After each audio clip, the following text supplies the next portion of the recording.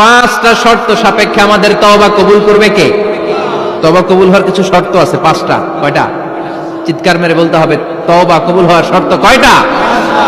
এক নম্বরে হচ্ছে আল ইকরা, acknowledgement. You have to give the acknowledgement that you are the greatest sinner on earth. আপনাকে ঘোষণা দিতে হবে যে আপনি পৃথিবীর সবচেয়ে বড় পাপী। এক নম্বর শর্ত, আপনি বলেন যে আল্লাহ, আমার চেয়ে বড় পাপী নাই, আকাশের নিচে জমিনের উপরে আমি সবচেয়ে বড় পাপী, এমন কোন পাপ নাই যেটা আমি করি নাই, ঠিক কিনা? এক নম্বরে পাপের ঘোষণা দেন। দুই নম্বরে আন-নাদাম, নাদাম মানে repentance. You have to be repentant for what you have done. আপনাকে অনুতপ্ত হতে হবে, চোখের পানি ছাড়তে হবে। আল্লাহ, আমি লজ্জিত, আল্লাহ আমি নাদান, আমি পিশাচ, আমারে মাফ করে দাও। তার মানে স্বীকার গেলেন কি অন্যায় করেছেন। দুই নম্বরে আপনি অনুতপ্ত হলেন। তিন নম্বরে স্টপ, যেই পাপ করতেছিলেন ওটা থামান।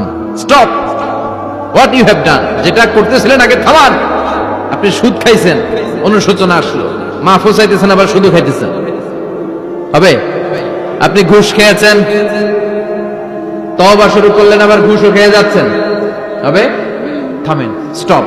তিনটা গেল। চার number, to hate what you have done, ঘৃণা করতে হবে। যে পাপটা করেছেন মন থেকে, ওই পাপটাকে ঘৃণা করতে হবে। পাঁচ নাম্বার শর্ত হচ্ছে to determine that you never repeat this sin again in your life.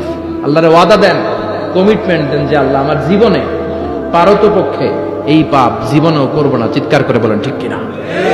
তার মানে আপনি স্বীকার যান, তারপরে আপনি অনুতপ্ত হবেন, যে পাপ করেছেন থামিয়ে দিবেন, পাপটারে মন থেকে ঘৃণা করবেন, আর আল্লাহরে ওয়াদা দিবেন, আল্লাহ আর করব না। এই পাঁচটা শর্তের আলোকে তওবা করলে জীবনের সব গুনাহ মাফ করে দিবে কে?